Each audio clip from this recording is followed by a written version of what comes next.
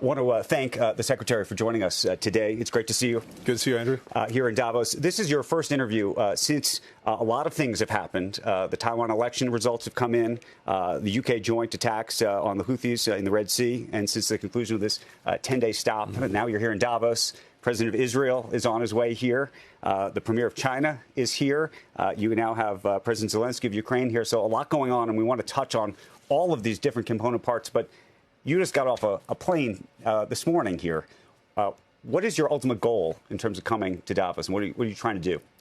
Well, first, when you went through that litany of things, it shows you why, for better or worse, we're in a growth industry these days. But look, here in Davos, it's an incredible convening point.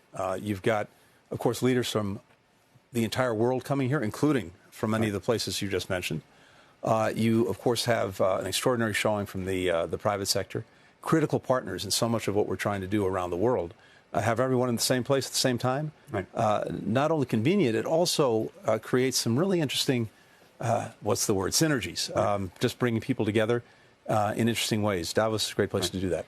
Let's go down the list of maybe crises or big, at least hot topics that are being discussed here, starting with U.S.-China relations. As it relates to the Taiwan election, new president in place, you came out with some comments congratulating him on his victory. What do you believe it means for the U.S. and China right now? Does it up the risk that something's going to happen? Well, look, it means a few things. First and foremost, we congratulated the president-elect, but also the people of Taiwan on their robust democracy and the great example that sets not just for the region, but for the entire world. When it comes to Taiwan itself and when it comes to cross-strait relations, we've been focused on one thing, and one thing intensely, with many other countries around the world. Peace, stability, no change to the status quo, the peaceful resolution of any differences. And there's a reason that matters, and it matters to virtually everyone here in Davos. You know this. 50% of the world's commerce every single day goes through that strait. The semiconductors made on Taiwan are powering the world in every conceivable way.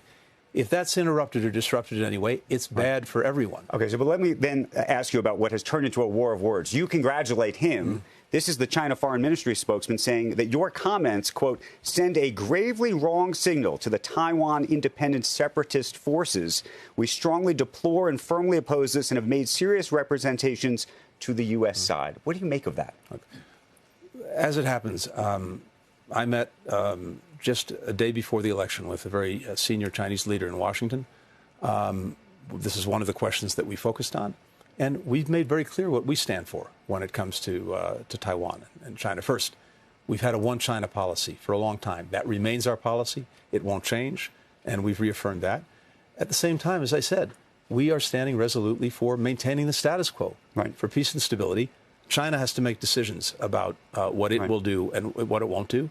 But I think the approach that they've shown in recent years has actually been totally counterproductive to their interests. By trying to exert pressure on Taiwan, economic pressure, military pressure, diplomatic pressure, isolation, it's only reinforced many of the very people that they don't want to see. This message is getting confused because right after you congratulated him, President Biden was asked about the election as well. He came out and he said, we do not support independence. That goes to the one China policy. So at the same time, we're saying democracy is great, but actually independence is not. No, that's been our policy for as long as I can remember. And it remains our policy. And again, it's a policy that ensures, to the best of our ability, that we have peace, that we have stability, that we don't have a status quo that's disrupted in ways that are going to have repercussions for everyone around the world. What do you think the risk is, though, that there ultimately is a takeover?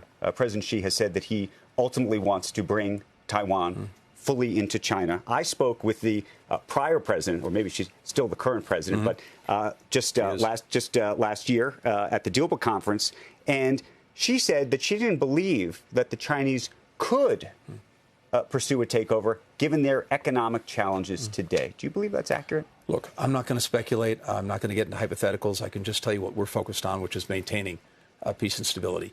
And we've been very clear with China about that. We've been very clear with Taiwan about that. And that's what we're focused on. At the same time, we have a big, vitally important relationship with China. It's probably both the most complex and arguably the most consequential of any relationship we have. We're also focused on that.